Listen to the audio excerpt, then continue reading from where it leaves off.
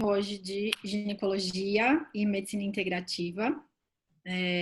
Eu vou trazer para vocês, gente, bastante coisa da prática clínica, coisa que é difícil a gente encontrar em livro, em artigo, né? Porque o que a gente pode ler, a gente consegue procurar. Agora, as coisas da vivência mais do dia a dia, da ginecologia, dessa prática da medicina integrativa, eu acho legal trazer para vocês, porque é mais difícil a gente conseguir achar isso, tá? Então, meu nome é Ana Maria Kemp, mas podem me chamar de Ana.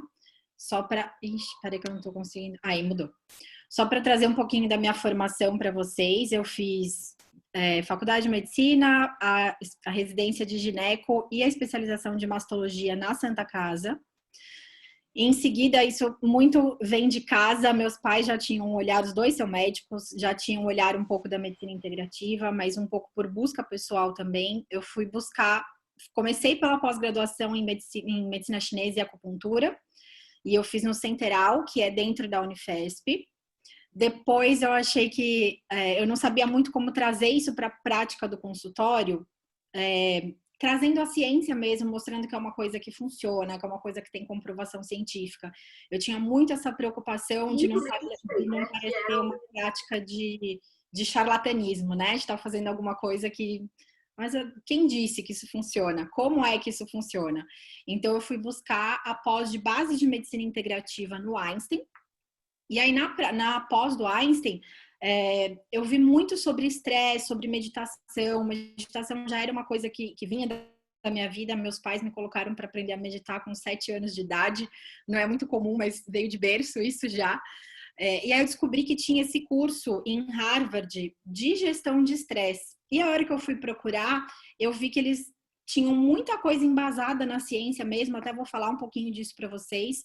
Então eu fui procurar essa certificação. Para minha surpresa, também não tinha ideia disso. Eu fui a primeira na América Latina a ser certificada nesse método deles de gestão de estresse e poder aplicar esse método deles aqui, que chama SMART, que é Stress Management and Resilience Training. E essa formação, então, eu fiz nesse instituto que chama Benson Henry, que é o nome das pessoas que fundaram, né, dos médicos que fundaram. E ele fica dentro da faculdade de Harvard. Depois eu fui fazer uma pós-graduação em meditação em saúde na Unifesp, com o Dr. Roberto Cardoso, que eu conheci ele na pós de medicina integrativa do Einstein. E também conheci na pós de medicina integrativa do Einstein esse programa que chama Cultivando o Equilíbrio Emocional.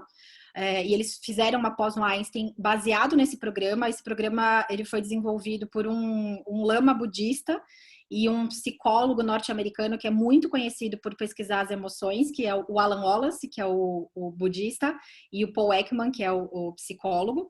E o Einstein tem hoje uma pós-graduação que chama Gestão Emocional nas Organizações. Então, fiz todas essas pós e essas formações, porque é uma coisa que me encanta bastante mesmo, e vocês vão entender o quanto isso faz parte da saúde da mulher e o quanto isso ajuda hoje na minha consulta de ginecologia.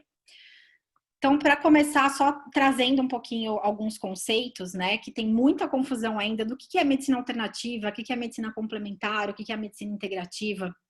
Então, quando a gente fala de medicina alternativa, vem muito a ideia de coisas que não são comprovadas pela ciência. E isso vem muito dos Estados Unidos, porque lá o paciente tem muito mais autonomia do que ele tem aqui, no sentido de poder escolher o que ele quer fazer. Se ele quer fazer o tratamento convencional que está sendo proposto ou se ele não quer.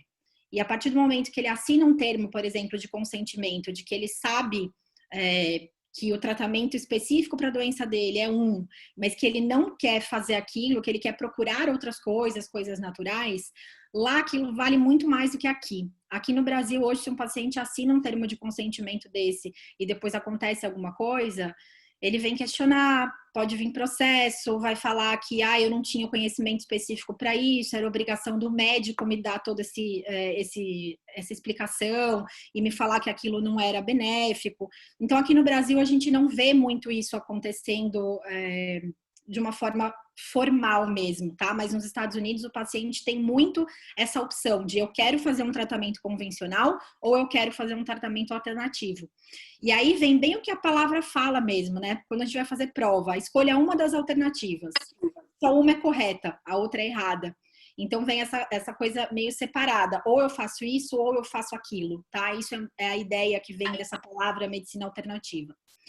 Quando a gente fala de medicina complementar, é alguma coisa que vai complementar de fato o tratamento, né? Então, eu faço um tratamento convencional, mas eu posso usar outras coisas associadas para o bem-estar ou porque eu acredito que aquilo vai trazer melhora para a minha saúde. Mas qual que é a diferença principal da medicina complementar para a medicina integrativa? Na medicina integrativa, o médico está participando dessa escolha do paciente de associar alguns tratamentos. A medicina complementar, geralmente, o paciente busca aquilo sozinho, tá? E na medicina integrativa existe essa associação, o médico faz parte, ele tem conhecimento de tudo que o paciente está buscando, ele ajuda a orientar ou vai pesquisar informações para compor esse tratamento todo do paciente. E aí eu vou ler para vocês uma definição desse livro aqui, que é lá do pessoal do Einstein, chama Bases de Medicina Integrativa mesmo. O coordenador do livro é o Paulo de Tarso, foi o médico, ele é um cirurgião plástico, que foi ele que colocou, que conseguiu instaurar essa pós de medicina integrativa lá no Einstein. E tem uma definição que eu gosto muito, que eu vou ler para vocês, que é assim, ó, a medicina integrativa é a prática da medicina que reafirma a importância da relação entre o paciente e o profissional de saúde. Então, aqui a gente não está falando só do médico, tá? A gente está incluindo todos os profissionais da saúde quando a gente fala em medicina integrativa.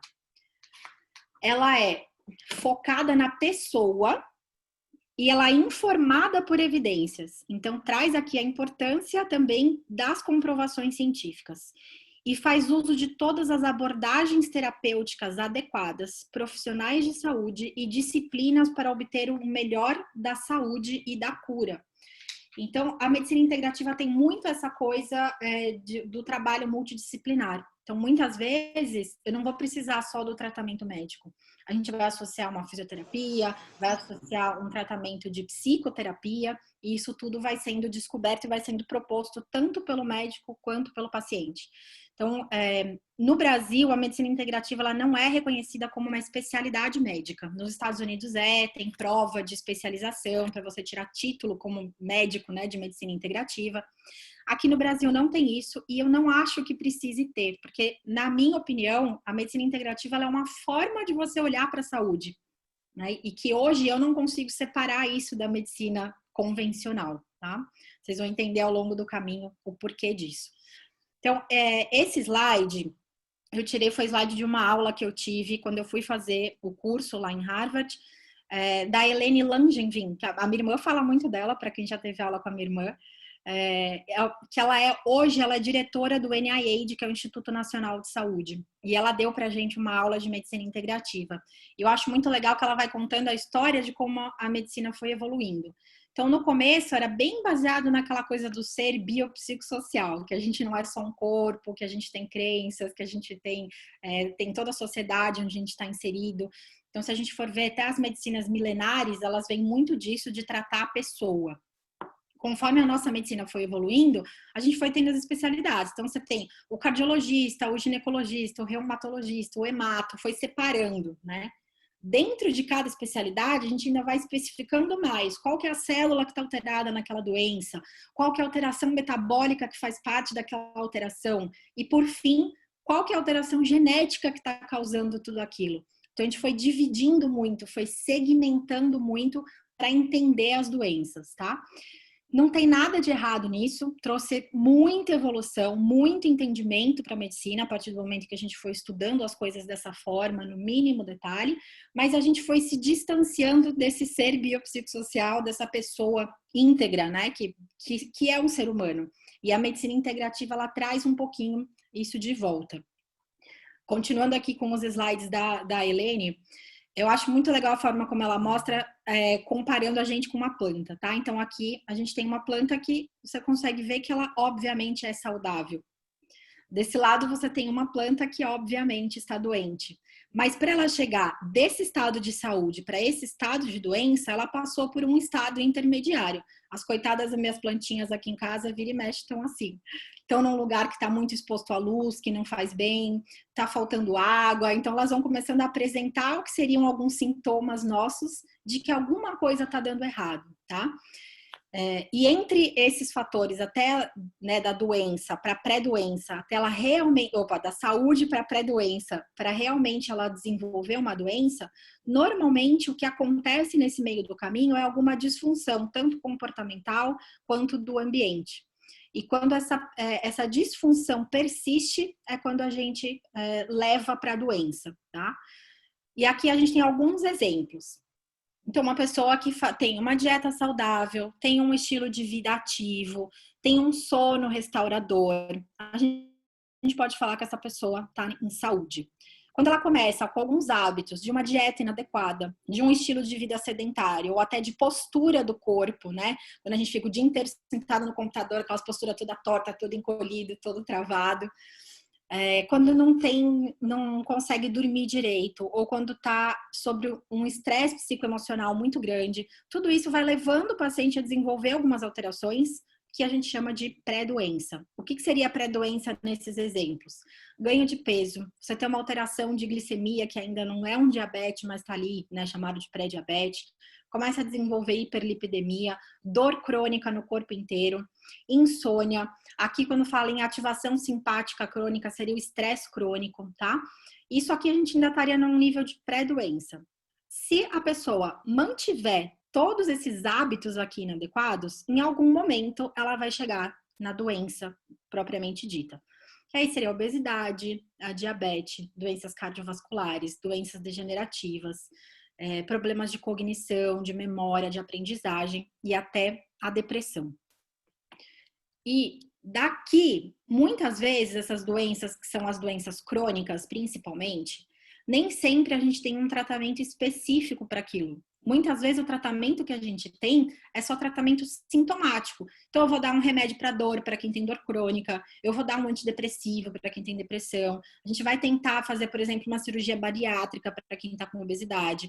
Mas nem sempre, a partir do momento que a gente coloca esse tratamento para quem já está doente, por isso que essa linha aqui está pontilhada, nem sempre eu consigo reverter essa doença. Muitas vezes o que a gente faz com doença crônica é só controlar essa doença e não tratar especificamente.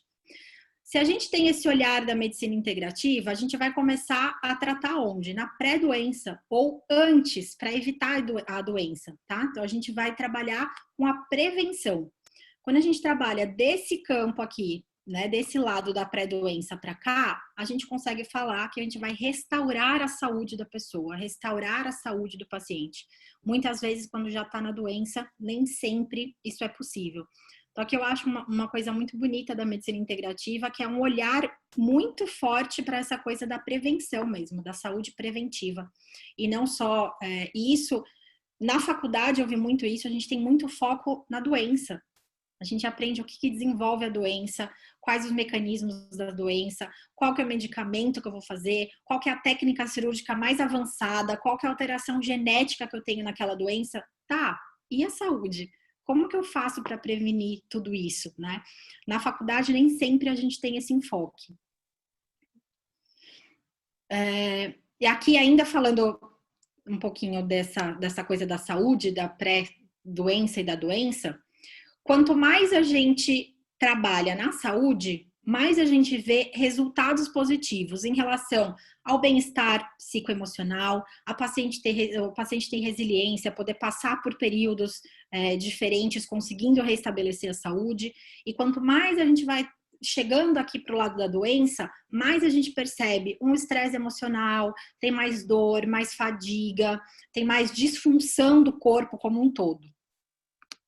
E da mesma forma o mecanismo, né? Mecanismo celular aqui mesmo a gente está falando. Quanto mais o paciente está saudável, mais ele tem condição metabólica, condição celular de ter reparo das coisas que estão acontecendo, de ter resolução daquele processo, de ter regeneração, de recuperar mesmo a função celular e a função de um órgão.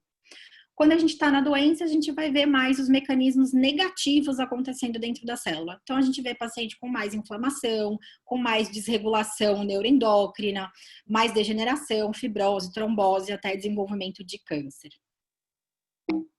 Se vocês quiserem em algum momento fazer pergunta, também podem fazer, tá? Eu não me importo de vocês interromperem. Então, o que a medicina integrativa vem mostrar pra gente? que sim, é importante todo esse caminho que a gente fez para chegar até hoje, de ver a genética e a epigenética, mas a hora que a gente está tratando um ser humano, a gente precisa voltar um pouquinho nesse caminho, voltar um pouquinho para a síntese e não para a separação, para integrar tudo e entender a pessoa que está na minha frente, como que tudo isso funciona naquela pessoa especificamente.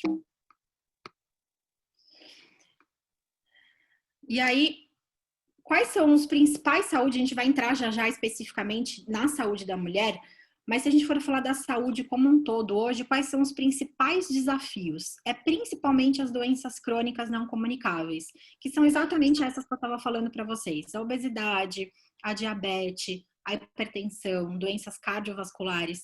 As doenças crônicas não comunicáveis hoje são responsáveis por 70% das mortes no mundo, tá? Então aqui, ó, e 74% das mortes prematuras, isso é um dado da OMS de 2018. Morte prematura de pacientes jovens, tá?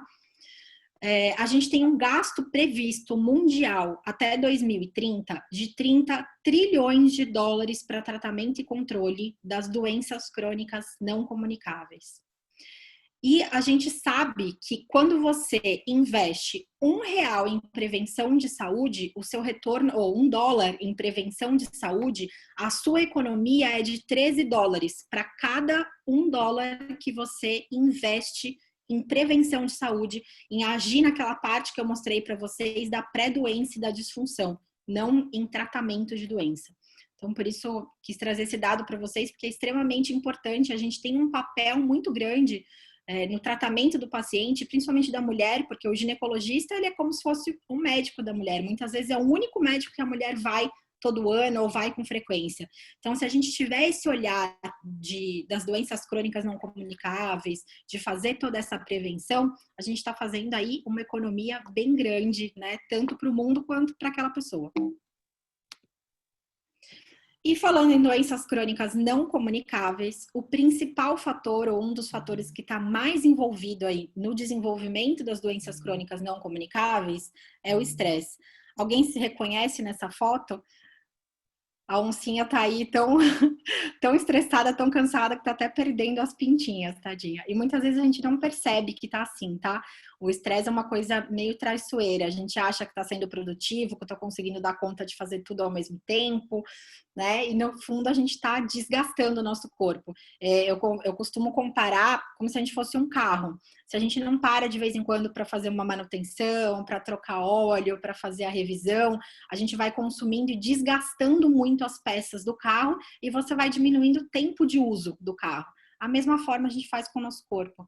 Se a gente não presta atenção, não tem momentos de pausa, não tem momentos de autocuidado, a gente vai desgastando o nosso corpo muitas vezes sem perceber. Abaixo. Então, só para vocês entenderem, eu não quero entrar numa coisa muito pesada aqui do estresse com vocês, mas só para vocês entenderem o mecanismo do estresse. Então, o estresse, ele é uma coisa que ele é percebida, tá? Muitas vezes um fator que é estressante para mim pode não ser para você. Então, o estresse, ele depende muito da interpretação, ele depende muito da sua história de vida, do que você já aprendeu, que você consegue superar ou não. E ele vai ser percebido no cérebro de duas formas, tá? Tem o estresse físico mesmo, que é o estresse de quando você tá doente, de quando você tem uma lesão, de quando você tem um resfriado, passa por alguma cirurgia, e quando vem de um estresse psicoemocional, que é aquela coisa, eu não sei se eu vou dar conta, eu tenho muita coisa para resolver, tem prova semana que vem, tem a intermédio, vai ter, não vai ter a intermédio com tudo isso, né? Cada um vai perceber esses fatores que estão acontecendo de uma forma. Se eu entendo aquilo, ou se eu tenho uma lesão física, que eu entendo aquela situação como uma ameaça ou como alguma coisa que eu preciso me adaptar àquela situação, preciso dar um jeito de resolver aquilo, isso desencadeia toda uma produção ali que é a resposta do estresse, tá? O que acontece principalmente? A gente vai ter a liberação do ACTH, que vai estimular a nossa glândula adrenal e vai liberar no corpo cortisol, adrenalina e noradrenalina. Esses são o principal mecanismo pelo qual o estresse age no nosso corpo. E daqui, a gente vai ter ação em praticamente todos os sistemas do corpo a partir do momento que essa resposta de estresse é ativada. Isso aqui não é uma coisa que a gente escolhe. Quem faz essa ativação é o sistema autônomo simpático, tá? Então, por isso, ele é autônomo porque acontece sozinho, a gente não tem controle. E o que a gente percebe normalmente quando essa resposta do estresse é ativada? Uma das coisas que é mais fácil da gente perceber é a respiração. A gente começa a respirar ali mais ofegante, uma respiração mais superficial. O coração, quem aqui já sentiu palpitação? Palpitação é uma das coisas que eu mais sinto quando eu entro em resposta de estresse, tá? Então, tem um aumento da frequência cardíaca, aumento da frequência respiratória. Tem bastante gente que sente suor na palma da mão, tá? Isso também é reflexo da resposta de estresse, ou dá aquela gastrite, né? Tudo isso faz parte da resposta do estresse. Agora, algumas coisas que são importantes da resposta do estresse é aqui que é a ação principal, o mecanismo pelo qual ele age nas doenças crônicas não comunicáveis. Aumenta a pressão, tá? Então, aqui é um dos mecanismos de desenvolvimento da hipertensão, que é uma das principais causas de morte no mundo. Outra coisa que altera é o metabolismo hepático, o metabolismo da glicose. Por quê? Imagina, a resposta do estresse é a mesma resposta que a gente tinha quando a gente era lá homem da caverna, quando a gente via um leão, via uma onça, né? Vinha algum predador, que a gente percebia a presença de algum predador no ambiente. Então, o que a resposta do estresse faz? Ela é completamente necessária para a nossa sobrevivência. Ela vai preparar o seu corpo para enfrentar aquela ameaça que está na sua frente. Então, ela tem que garantir que o sangue chegue nos principais locais para você responder aquilo. Então, vai fazer o quê? Você vai ter tensão muscular, porque você tem que estar ali com o tônus muscular pronto para reagir àquela situação, pronto para sair correndo. Então, aqui uma das principais causas de dor crônica, tá? É bem a resposta do estresse ativada. Eu tenho que garantir que chegue sangue nos principais grupos musculares e no cérebro, então vai aumentar a pressão arterial, aumentar a frequência cardíaca, e eu preciso ter muita energia para conseguir responder aquilo. Então, o que acontece? Você começa a converter glicogênio em glicose, para liberar a glicose no sangue, para você ter muita energia para reagir àquela situação.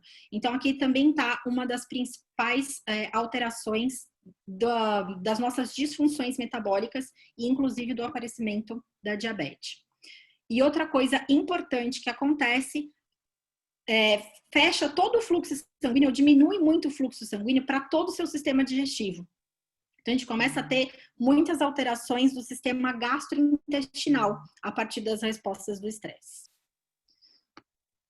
E aí, por que eu quis trazer isso para vocês entenderem? Porque a resposta de estresse é uma das coisas que mais influencia no ciclo hormonal da mulher. Essa figura aqui eu tirei do Tratado de Ginecologia lá da Unifesp, e é o capítulo que o doutor Geraldo Rodrigues de Lima escreveu, que é um professor lá, foi professor do meu pai na Unifesp.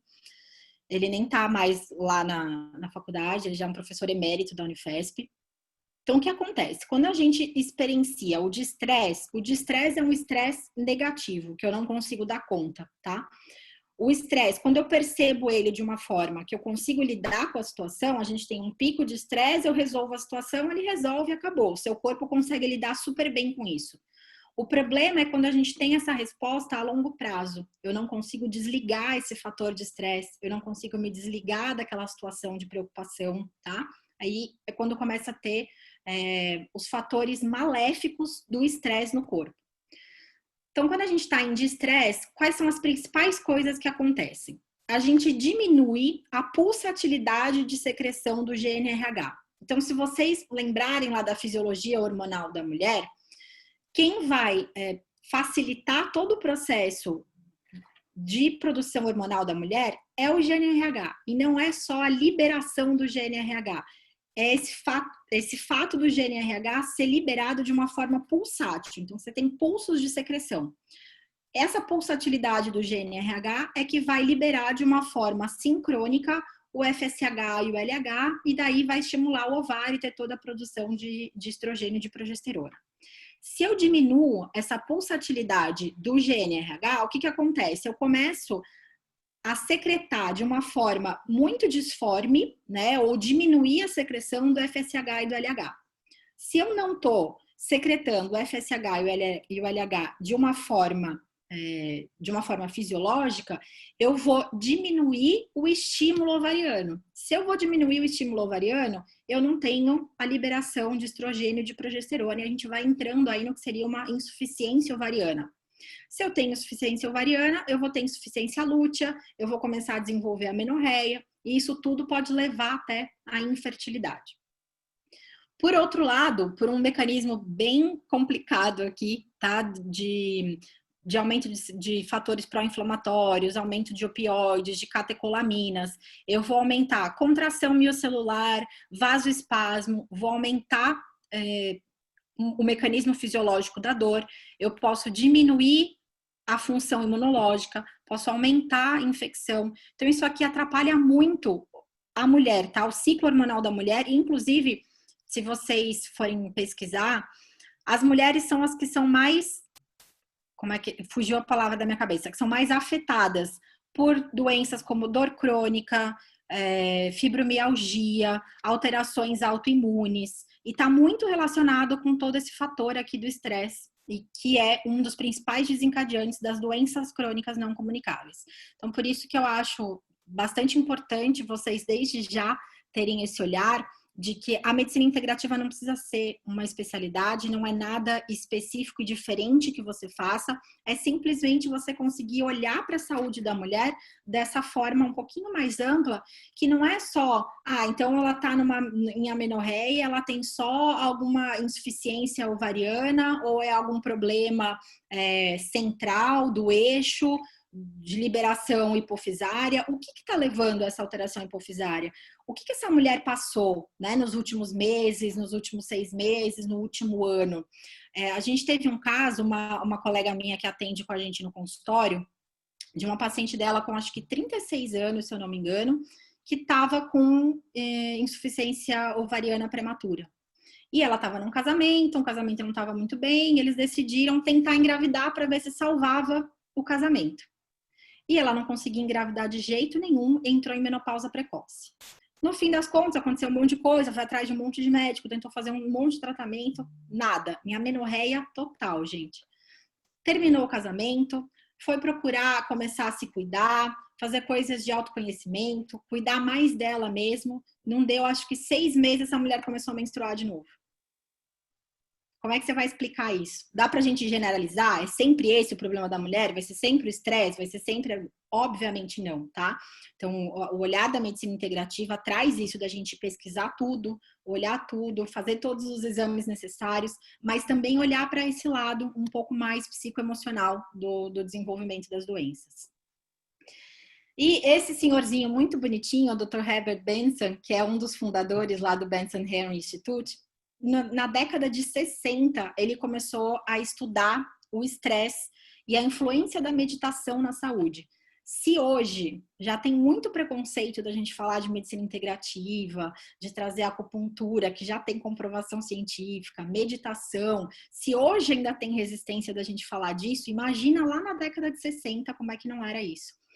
Ele começou a estudar toda essa influência das doenças crônicas não comunicáveis à noite, escondido num laboratório lá em Harvard. Ele levava os meditadores para lá de uma forma que ninguém soubesse que ele estava fazendo isso, porque podia comprometer a imagem dele dentro da carreira. Ele é um cardiologista, tá? Então ele estudou a influência do estresse e da meditação, principalmente, né, no início, dentro da cardiologia, e ele começou a pesquisar isso por causa da hipertensão do jaleco branco, né, de muitas pacientes que nunca tinham tido nada, nenhuma alteração de hipertensão, aí só quando estavam na consulta médica tinha pressão alterada. Ele começou a se interessar por isso, o que está acontecendo, o que está causando isso, e alguns meditadores já de longo prazo, que já meditavam bastante, sabendo que ele se interessava pelo assunto e percebendo que eles conseguiam ter um controle muito grande da pressão arterial durante a meditação, pediram para o Dr. Herbert Benson estudar eles.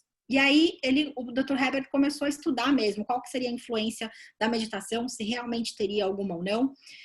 E ele descobriu o que hoje ele batizou, na época, né? Ele batizou como resposta de relaxamento. Ele fez essa descoberta no mesmo laboratório de Harvard que descobriram a resposta ao estresse. Que documentaram toda aquela relação que eu mostrei para vocês, da liberação do cortisol, da adrenalina, tudo que fazia no corpo. E o que a resposta de relaxamento é? A resposta de relaxamento, na verdade, ela é uma ativação do sistema nervoso autônomo parasimpático. Então, ela vai controlar aquela hiperativação simpática que o estresse causa. Só que essa resposta de relaxamento, você consegue escolher quando ativar essa resposta. E algumas coisas ativam essa resposta. Por exemplo, meditação, yoga, tai chi, oração. Eu vou mostrar para vocês como que tudo isso ativa essa resposta de relaxamento. Então, o que ela faz? Ela vai diminuir a liberação de cortisol, diminuir a liberação de adrenalina e noradrenalina e vai restaurar o equilíbrio e a homeostase do nosso corpo. Ele conseguiu mostrar isso fazendo um estudo assim. Ele colocou os meditadores lá no laboratório, ele fez algumas medidas, principalmente de liberação de consumo de oxigênio, liberação de gás carbônico e a taxa de frequência respiratória desses meditadores, antes da meditação, durante a meditação e depois da meditação. E o que ele percebeu? Que durante a meditação tinha uma diminuição do consumo de oxigênio, uma diminuição da liberação de gás carbônico e uma diminuição da taxa respiratória. O que mais diminuiu durante a meditação foi a frequência respiratória dessas pessoas. E depois ele foi questionado se não podia ser porque as pessoas dormiam durante a prática. Putz, eu esqueci de trazer para vocês, depois eu mando para as meninas e aí vocês mandam para o pessoal. Tem um gráfico muito legal que ele mostra. Será que vai ficar difícil eu achar aqui? Tem um gráfico muito legal que é assim, no sono você tem um consumo de oxigênio que ele começa aqui em cima e ele vai descendo devagarzinho quando a pessoa está dormindo. Durante a meditação, você tem o consumo de oxigênio aqui, enquanto a pessoa está meditando, ele cai abruptamente e quando para de meditar, ele volta para o normal. Então, ele conseguiu mostrar que era uma resposta diferente, que não era que a pessoa tinha dormido, tá? Então, ali ele começou a estudar cada vez mais tudo isso e aí foi aumentando, e aí saiu da cardiologia e eles foram para outras pesquisas.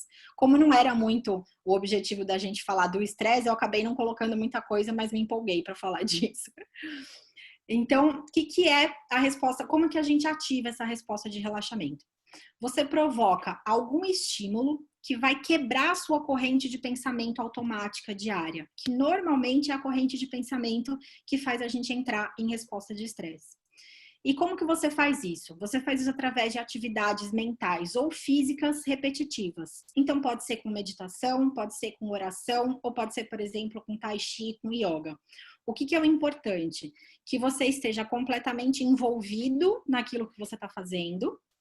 A hora que você percebe que você não está mais prestando atenção naquilo, você começou a lembrar da conta que tem que pagar, da prova que vai ter, de algum trabalho que tem que entregar, percebeu que a sua cabeça saiu da execução daquele movimento e foi para essas coisas, você volta para a sua prática, tá? Então, a meditação tem muito isso, que é o que a gente chama de âncora. A gente vai dar uma âncora para você pensar. As mais comuns são a respiração. Então, você fica ali prestando atenção no movimento da respiração. A hora que você percebeu que sua cabeça foi para outro lugar, volta a pensar, volta a prestar atenção no movimento da respiração. A oração, a gente pode conseguir isso também, mas não como muitas vezes a gente faz a oração, né? Eu já me peguei várias vezes isso, eu vim de uma formação católica, então aprendi a rezar, Pai Nosso, Ave Maria. Muitas vezes eu estava lá fazendo a oração, Ave Maria cheia de graça. Nossa, mas será que eu lembrei de fazer isso? Será que eu preciso? E a oração acontecendo ali, ó, no automático, e você pensando em outra coisa. Assim a gente não ativa a resposta de relaxamento. Então, o que ele fala para fazer? Se você, para quem tem um lado religioso que se apega bastante, você pode escolher uma frase de uma oração. Por exemplo, Ave Maria cheia de graça. Ave Maria cheia de graça. Escolhe só essa frase e fica só nessa frase fazendo a repetição, quase como se fosse um mantra, tá? Ou então as práticas como yoga e tai chi, que você precisa ter muita concentração naquilo que você está fazendo para conseguir manter a postura, por exemplo. Geralmente, se alguém aqui já tentou fazer yoga ou tai chi, se você desfoca muito da postura, você perde o equilíbrio, você cai. Então, são atividades que exigem que você esteja muito concentrado e você acaba quebrando essa corrente de pensamento automático e aí, consequentemente, vai ativar essa resposta de relaxamento e vai controlar a resposta do estresse. Então, eu quero fazer um teste com vocês bem rapidinho, vamos testar, ativar aí essa resposta de relaxamento. Eu quero que vocês sentem numa posição confortável. Não precisa ser com a perninha dobradinha em lótus, pode ser com o pé apoiado no chão. Para quem tem dor nas costas, alguma coisa, não precisa estar desencostado da cadeira, pode encostar, só não encosta a cabeça para não dormir. E aí eu quero que por alguns instantes vocês só percebam um pouquinho como é que está o corpo de vocês. Se tem algum lugar que está com dor, se tem algum lugar que vocês estão percebendo que está tenso. Faz uma respiração profunda. E aí, quem se sentir à vontade pode fechar os olhos. Quem não quiser fechar os olhos, só olha para baixo, como se estivesse olhando na ponta da altura do nariz, para que os movimentos externos não te atrapalhem muito. Para quem não tiver muita facilidade de sentir o movimento do abdômen durante a respiração, pode colocar a mão na barriga. E aí eu quero que você perceba o movimento do seu abdômen durante a respiração. A respiração que geralmente está associada com o relaxamento é uma respiração mais abdominal. Se vocês lembrarem de uma criança respirando, geralmente a criança respira com a barriga. Então, tenta fazer essa respiração mais abdominal. Então, a hora que você enche o ar, a barriga vai para frente. A hora que você solta o ar, a barriga volta.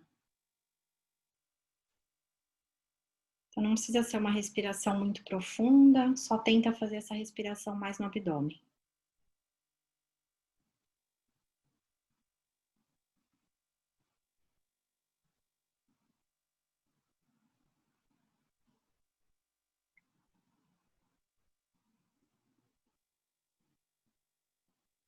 Se você perceber que sua cabeça foi para outro lugar, só volta a atenção de novo na respiração.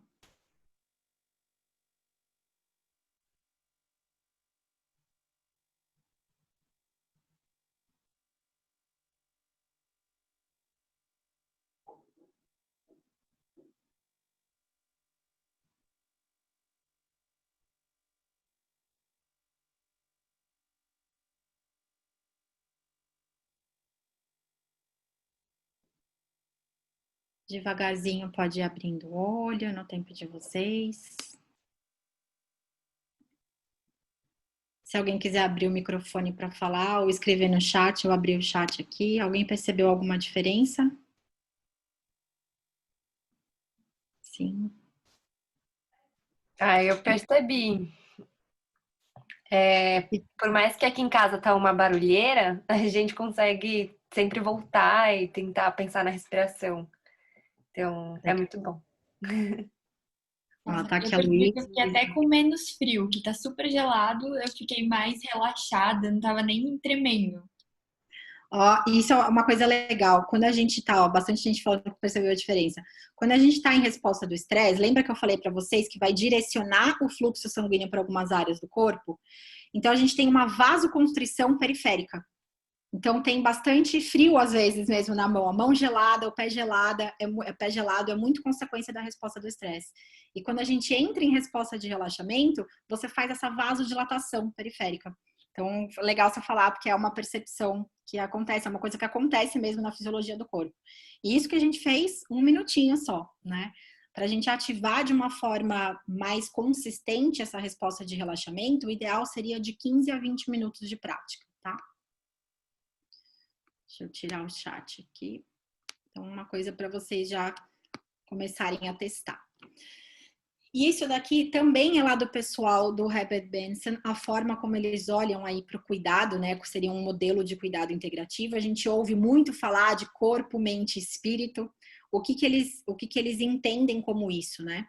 Não é só corpo, mente e espírito. O que faz parte disso? Faz parte o autocuidado, a gente estimular que a gente se cuide, que o nosso paciente se cuide. Farmacêuticos, né? Então, remédios muitas vezes são necessários para a gente conseguir fazer aquela pessoa voltar para o equilíbrio. Cirurgia muitas vezes é necessário. Faz parte também do modelo do autocuidado, educação. A gente educar o nosso paciente na importância daquela doença dele, ou do que ele pode fazer de mudança do estilo de vida para poder melhorar aquilo que está acontecendo com ele. Pesquisa é outro braço muito importante da medicina integrativa. A gente precisa conseguir comprovar aquilo que a gente está fazendo. A prática clínica tem muitas coisas que a gente começa, igual isso do Herbert Benson, ele começou a observar na prática dele, que existia de fato uma alteração no metabolismo dos pacientes durante a meditação. Então, muitas vezes, o que a gente vai provar depois na ciência vem da observação na prática clínica. Então, a gente também precisa estar atento enquanto a gente está ali cuidando do paciente, para perceber o que é benéfico, o que não é, o que funciona, o que não funciona. Junto no modelo do cuidado integrativo, a gente tem a neurociência, as técnicas de resposta de relaxamento, que, óbvio, como isso vem deles, eles embasam muito, eles focam muito nas técnicas de resposta de relaxamento, e nessa coisa do conhecimento do estresse, da pessoa perceber as fontes de estresse dele e desenvolver estratégias para se adaptar. Porque muitas vezes, gente, a gente não consegue tirar o fator estressor da nossa vida. O que a gente precisa fazer é aprender a se adaptar àquilo que está acontecendo. Então, eu gosto muito dessa forma como eles colocam o modelo de cuidado integrativo, porque não exclui nada, na verdade, inclui tudo. Muitas vezes eu vou precisar de remédio, muitas vezes eu vou precisar de cirurgia, mas uma das coisas que geralmente a gente esquece, tanto para a gente quanto para o paciente, é a importância do autocuidado. Hoje eu percebo muito isso no consultório, muito paciente vem com alguma doença que ele está desenvolvendo, sei lá, há 5 anos, há 6 anos aquilo está acontecendo com ele, e ele quer que você dê um remédio milagroso, que do dia para a noite resolva o que está acontecendo com ele, né, ou com ela, sem que ele faça nada, nenhuma mudança, né? E isso, às vezes, a gente compra isso, né? A gente se sente obrigado. Não, se eu for um bom médico, o paciente chega na minha frente e eu vou resolver todos os problemas daquela pessoa na primeira consulta. Se eu não fizer isso de cara, eu não sou um bom médico. Calma aí, né? Tem muita coisa envolvida nisso. E a responsabilidade do paciente, dos hábitos dele, em todas as escolhas que ele faz todos os dias. Isso é muito importante, a gente precisa estimular isso durante a consulta e a gente precisa entender para não se cobrar coisas que são irreais, né? Eu me percebi muito nisso no começo da minha prática. Eu queria resolver o problema da paciente da noite para o dia. Né? E muitas vezes não é assim que acontece, a gente vai achando que a gente não é competente, que eu devia ter feito mais, devia ter estudado mais, devia saber mais, e a gente acaba entrando num processo até de burnout, de depressão, né? Por não ter a consciência disso tudo. E aí, como que a gente aplica isso tudo na consulta, né? Como que seria aí, qual que seria o diferencial da medicina integrativa na consulta com o paciente? A primeira coisa é a gente saber quem é essa pessoa que está na minha frente. Ela não é uma síndrome de ovário policístico. Ela não é uma infertilidade. Quem que é essa mulher que está na minha frente? Ela tem uma rede de apoio?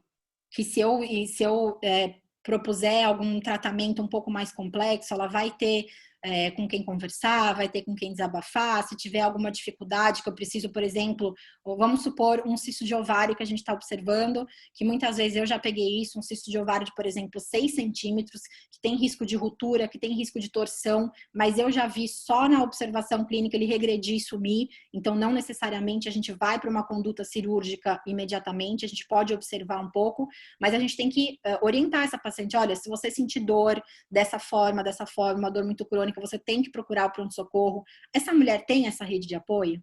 Ela vai ter a quem recorrer? Eu posso fazer esse tipo de tratamento mais expectante, porque ela vai ter como ir para o hospital correndo de uma hora para outra se precisar?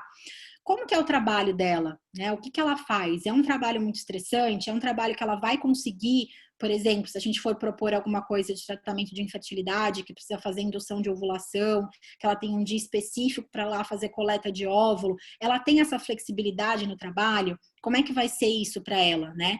Como é que é a comunidade que ela está inserida, a família? Ela tem alguma crença de espiritualidade para ajudar ela a se apoiar naquele momento? A gente precisa entender quem é essa pessoa que está na nossa frente. Outra coisa que eu falei bastante para vocês já é o estilo de vida. Como é que é a alimentação dessa paciente? Né? Muitas vezes você pergunta para o paciente, você se alimenta bem? Me alimenta, minha alimentação é ótima. Come um monte de massa, um monte de pão, um monte de carboidrato simples, que para ela acha que aquilo é saudável, né? Então, vamos entender exatamente como é que ela come, né? Seu sono é adequado? Sim, eu durmo. Quanto tempo você dorme por noite? 5 horas. Para a maioria das pessoas, só 5 horas de sono não é o adequado. Então, fazer algumas perguntas do tipo, Se o despertador não tocasse de manhã, você acordaria sozinha? Ah, não. Então, você está dormindo menos do que você deveria dormir. Você já acorda cansada ou acorda disposta? Acordo cansada. Então, 5 horas não está sendo suficiente para você. É entender tudo isso, né? Movimento. Ela faz algum movimento ou ela está vivendo uma vida sedentária? O estresse, os estresses que ela passa no dia a dia, você consegue lidar com isso? É uma coisa que vai se acumulando e vai te tirando do eixo? Tudo isso a gente precisa entender. Faz uso de terapia complementar? Por que eu coloco isso daqui? Puxando um pouquinho a sardinha para o meu lado da mastologia, muita paciente, tem algumas pesquisas que mostram que 80% das pacientes com câncer de mama procuram algum método complementar e alternativo para fazer tratamento, incluindo fitoterapia. E 70% dessas mulheres não falam para o médico que elas estão usando esse tipo de tratamento. E aí o que acontece? Principalmente se estiver fazendo químio, pode acontecer uma interação do fitoterápico com a quimioterapia e a paciente apresentar consequências disso. Alguns processos alérgicos, hepatite por causa dessa interação, só que elas não falam. Não falam porque tem medo, porque acha que o médico acha que tudo isso é besteira, que isso não tem nenhum fundamento, e porque o médico também não pergunta, tá? Então, por isso que eu sempre gosto de colocar o uso de terapias complementares aqui, para a gente perguntar na anamnese. E é permitir também uma narrativa livre e observar como que essa mulher fala. Ela tem foco no que ela está falando ou cada hora ela fala numa coisa, né, uma coisa diferente, não consegue manter o foco daquilo? Porque isso pode se refletir como ela está agindo no dia a dia, pode refletir um estresse que ela está passando, porque o estresse interfere muito na nossa cognição, tá? E uma escuta empática. O que seria escuta empática? É eu escutar sem fazer nenhum julgamento, sem interromper aquela paciente. Tem um trabalho que mostra, chuta aí para mim qual que vocês acham que é o tempo médio que um médico leva para interromper um paciente durante a consulta.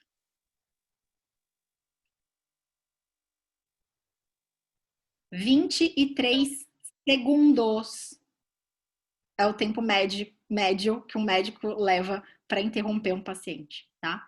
Porque a gente quer o quê? A gente aprende a fazer aquela anamnese que eu quero saber se ele tem aqueles sintomas que eu estou interessado em saber. Então, se a pessoa começa a vaguear muito no que ela está falando, não, eu quero saber se tem isso, sim ou não, sim ou não, né? 23 segundos. Claro que nem sempre, principalmente, por exemplo, numa consulta de pronto-socorro, você não tem tempo para ouvir a história que faz 10 anos que eu tô com essa dor e começou quando eu tive filho e não sei o que, a gente não tem tempo para isso. Então, claro, a gente precisa adaptar tudo isso que eu tô falando ao ambiente ao qual você está fazendo essa anamnese, tá? Num pronto-socorro, a gente não vai ter tempo de fazer toda essa escuta empática que eu tô falando. Mas, pelo menos, não julgar aquilo que o paciente está falando.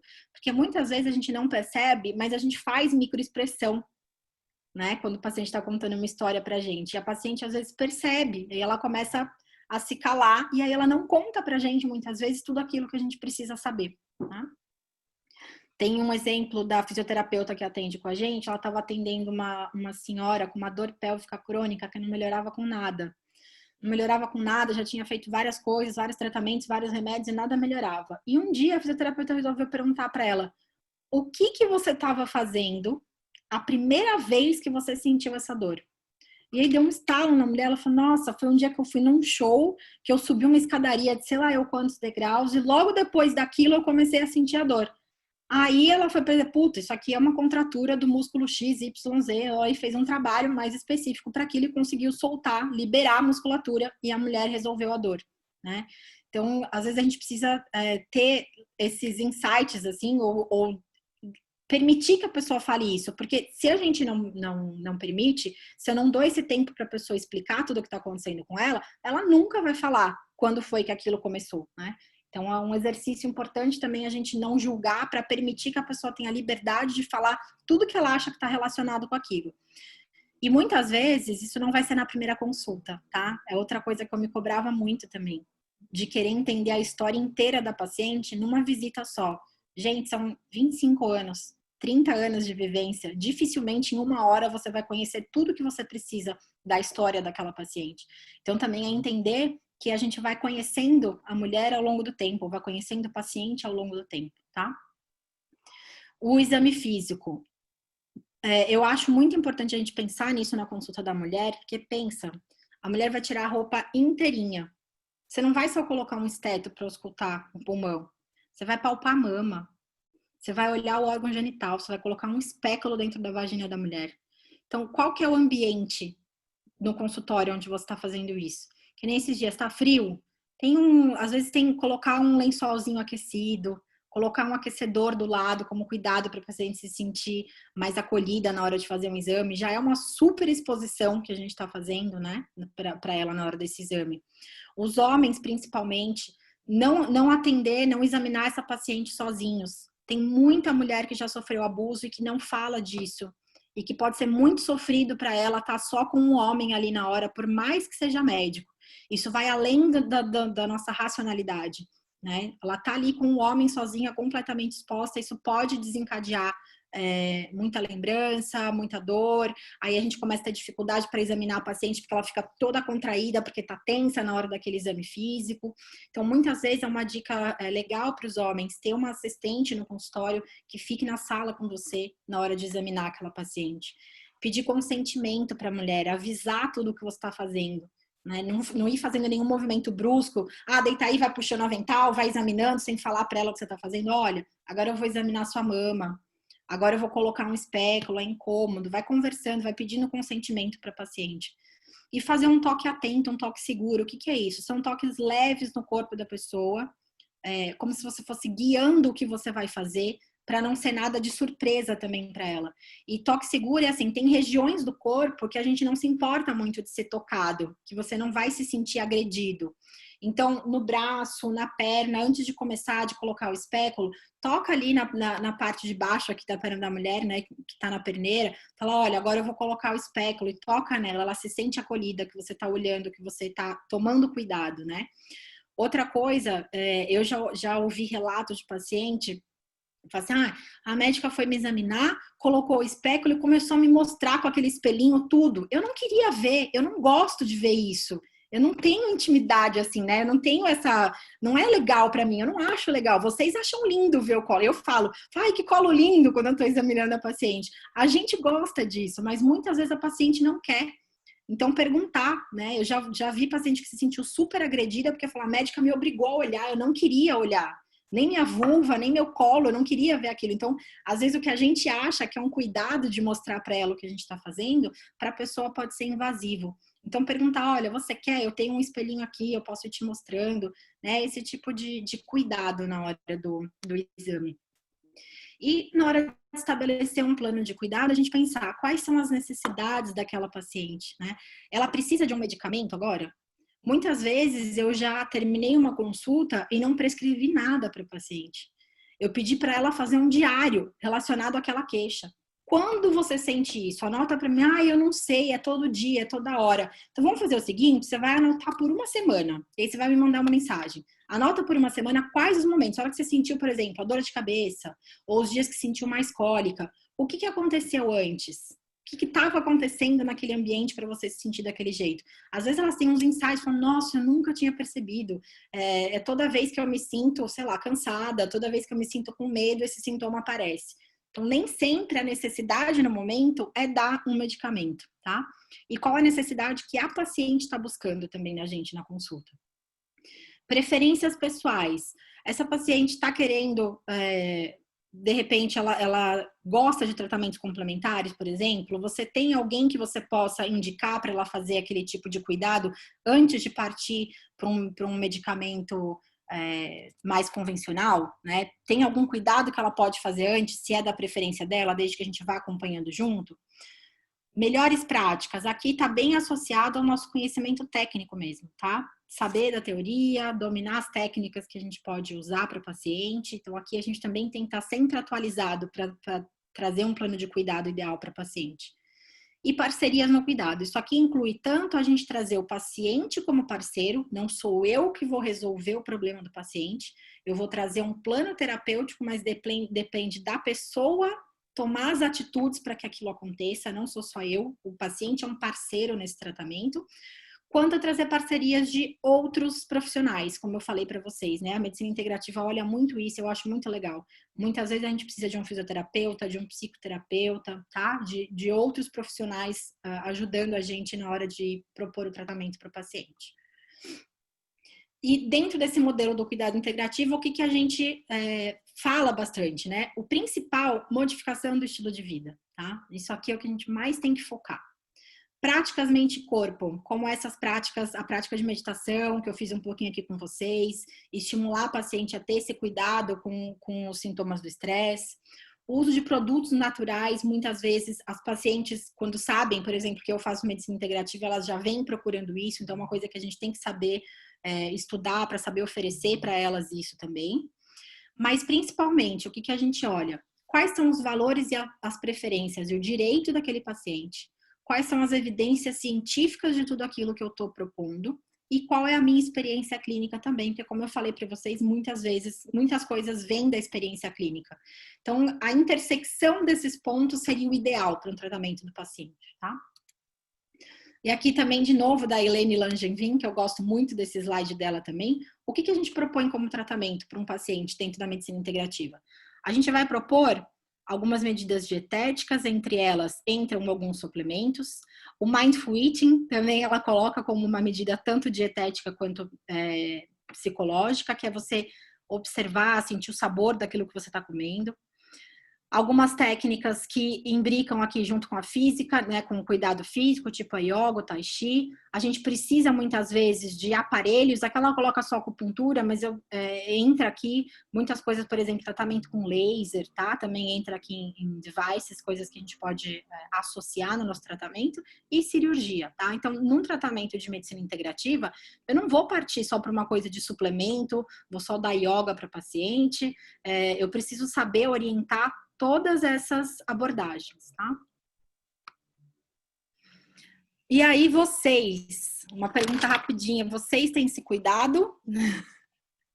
Nesse estresse, igual vocês estavam falando hoje, um monte de coisa acontecendo ao mesmo tempo, né? Às vezes quando chega principalmente perto da época de prestar a prova de residência ou perto de semana de prova, não sei como é para vocês, vocês param para se cuidar um pouquinho também? Eu lembro da época que eu estava na faculdade, eu treinava 3 esportes. Se você não se cuida, como que você quer ter energia para treinar e para treinar bem o que você quer treinar, né? Para estar ali e realmente conseguir desempenhar a sua função. Se você não se cuida, como que você acha que você vai conseguir, na hora do jogo, perceber qual é a tática do outro time, onde eu tenho que entrar, vou bloquear não sei quem? A gente não está completamente com a mente funcionando de uma forma clara. Não precisa ser só no esporte, na hora de estudar. Se você não estiver se cuidando, se você não estiver nutrindo bem o seu corpo, não estiver descansado, você não consegue reter aquilo que você está estudando. Então, aquela coisa que você começa a ler, a hora que você está na terceira linha do parágrafo, você fala, o que eu estava lendo mesmo? Puta, tem que voltar desde o começo de novo, né? Então, a gente precisa aprender a se cuidar para a gente estar inteiro, tanto a hora que a gente quer aprender alguma coisa, tanto a hora que eu vou fazer um tratamento com o paciente. Se eu não estiver bem, como é que eu vou aguentar 8 horas seguidas de cirurgia se eu não estiver cuidando do meu corpo, né?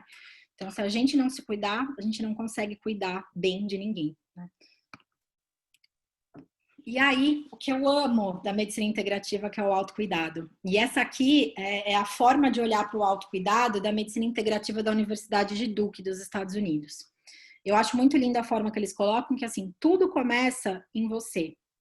Em você estar atento ao que está acontecendo no seu ambiente e estar atento com o seu cuidado. E a partir desse olhar de atenção, eu vou olhar para todos os pilares do autocuidado. Então, eu estou fazendo todos os movimentos necessários para o meu corpo, eu estou sendo ativa, eu estou descansando. Descansar também é um movimento do corpo. A gente precisa aprender que se eu trabalhar o tempo inteiro ali, ó, acelerando o meu corpo, eu vou começar a desgastar as peças do meu corpo. A gente precisa aprender a descansar e é muito difícil na sociedade que a gente vive hoje. E eu falo isso por experiência própria. Eu entrei em burnout na época da minha residência de mastro, então eu sei a importância da gente aprender a descansar. E eu só fui sair disso na hora que eu comecei a estudar todo esse tanto de coisa de meditação, que eu comecei a colocar a meditação no meu dia a dia, que eu comecei a entender que realmente eu estava numa sobrecarga muito grande do meu corpo.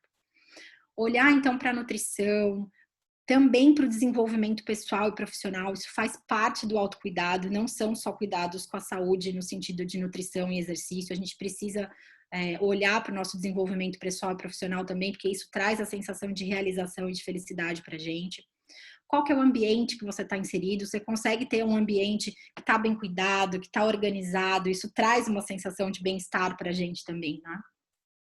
Meus relacionamentos, como que está a minha comunicação, eu consigo expressar aquilo que eu estou sentindo, eu consigo impor aquilo que eu acho verdade, ou eu simplesmente vou engolindo as coisas, né? A espiritualidade, e a espiritualidade aqui, gente, eu não estou falando nada de religioso. A espiritualidade é alguma coisa que você acredita além de você. Pode ser a ciência, pode ser a medicina, a sua forma de praticar a espiritualidade. É alguma coisa que a gente acredita que é maior que a gente, tá? E a conexão mente-corpo, que vem muito dentro dessa coisa aí do manejo do estresse e da meditação que eu falei para vocês. E é isso, falei muito. Acho que nem deixei tempo quase para a pergunta. Eu achei que ia ser super rapidinho, eu acabei me animando muito. Eu deixei aqui para vocês, se vocês quiserem, eu tenho um curso de meditação que eu comecei essa semana. Então, se vocês se interessarem, quem quiser começar a aprender a meditar, o site do curso está aqui para vocês olharem. Meu e-mail e as redes sociais. Tem o meu mesmo, o da nossa clínica, e esse de saúde da mulher, que é um que eu tenho com a minha irmã, com uma fisioterapeuta e uma outra gineco amiga, que a gente fala sobre saúde da mulher de uma forma mais de amiga para amiga ali, não tão só do olhar de médico.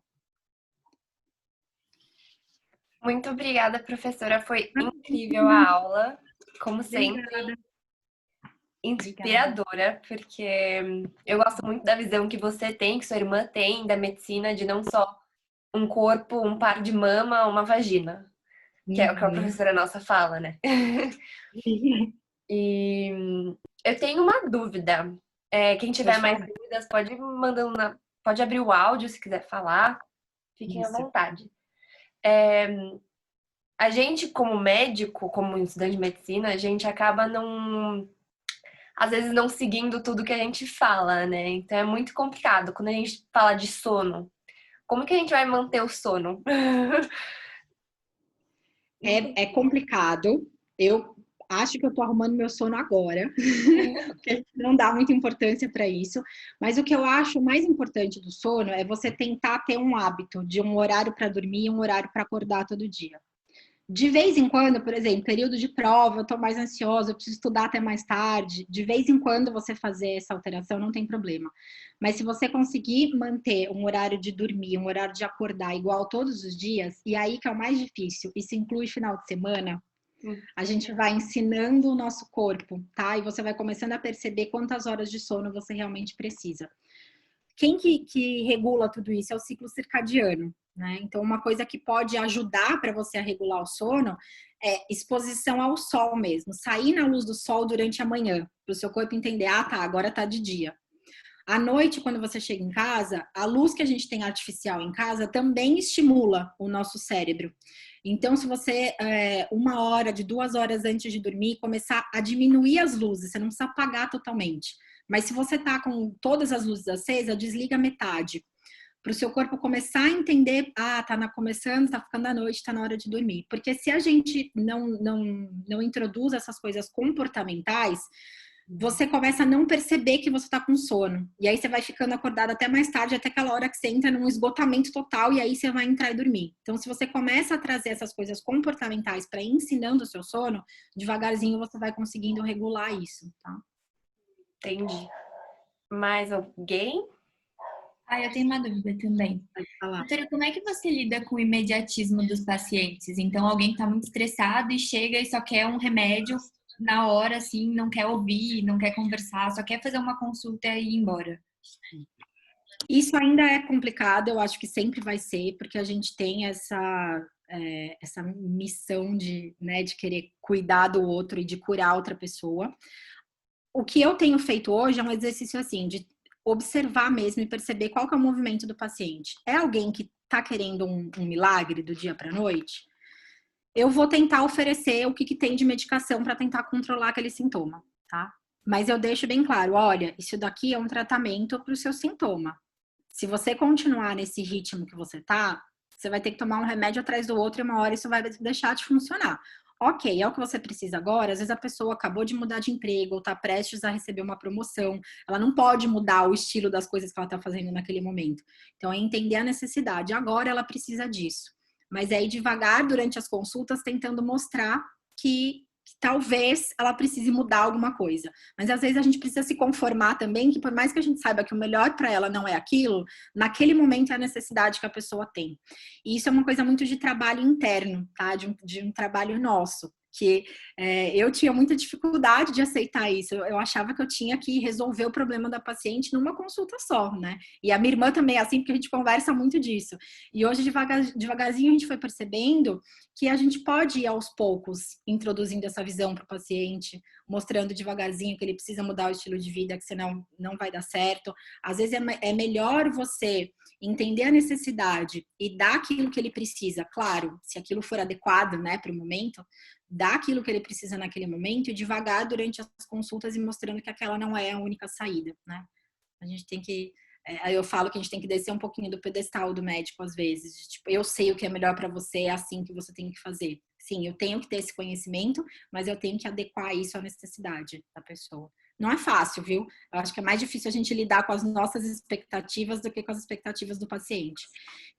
E outra coisa é assim, a gente entender que tem paciente para todo tipo de médico e médico para todo tipo de paciente. Tem paciente que vai querer alguém que chegue e fale, você vai tomar isso, eu vou te operar, fazer isso, isso e aquilo, e acabou. Esse paciente nunca vai gostar de uma abordagem igual a minha. E é entender que não é, e isso também foi uma coisa muito difícil para mim, entender que eu não sou ruim porque o paciente não gosta disso.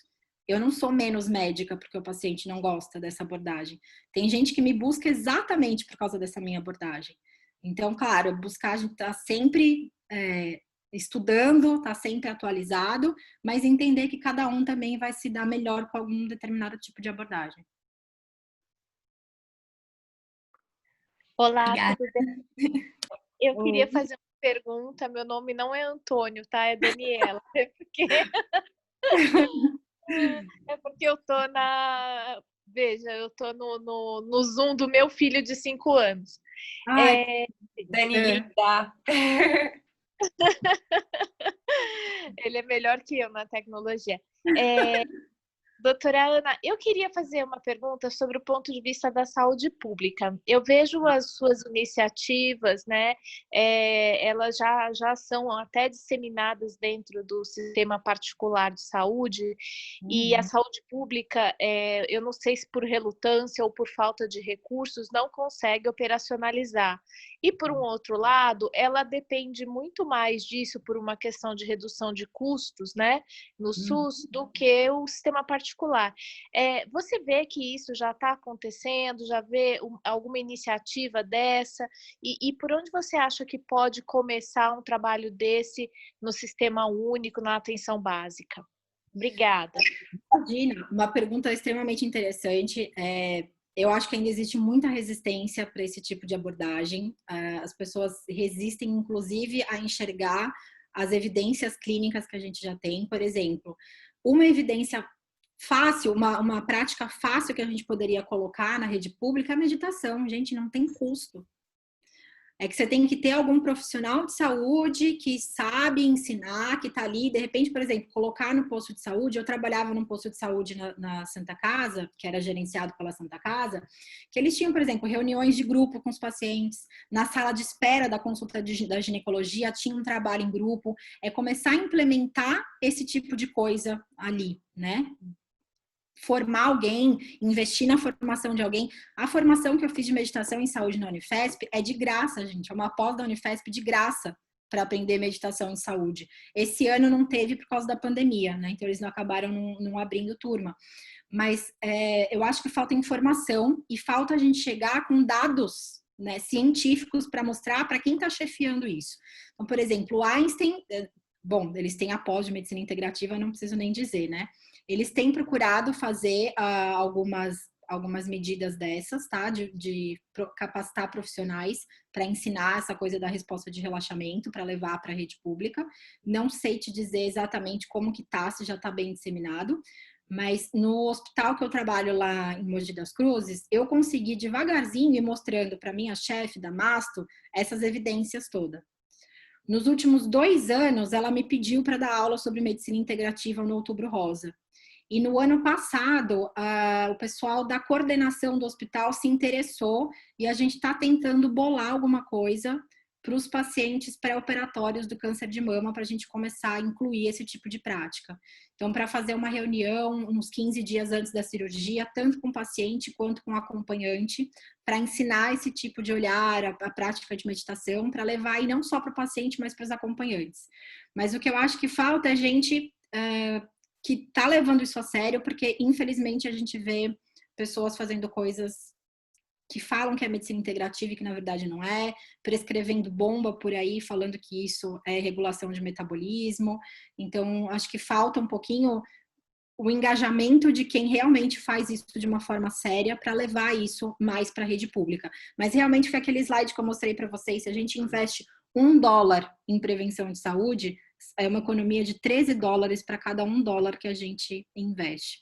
Então, eu realmente acho que falta bastante isso, tá? O pessoal da Prevent Senior, eu sei que é uma rede particular, mas já é uma rede de convênio, eles fazem isso com pacientes com câncer de pulmão, eu sei porque é um colega meu, um amigo meu que faz isso, e ele faz exatamente isso que eu falei para vocês, ele faz uma reunião com os pacientes que vão operar e com os acompanhantes, nessa reunião ele já explica todos os cuidados pré e pós-operatórios e já faz uma meditação com todo mundo. Então, está começando a acontecer, inclusive nessas redes de convênio, que é particular, mas mais ou menos, né? Acho que a gente está engatinhando.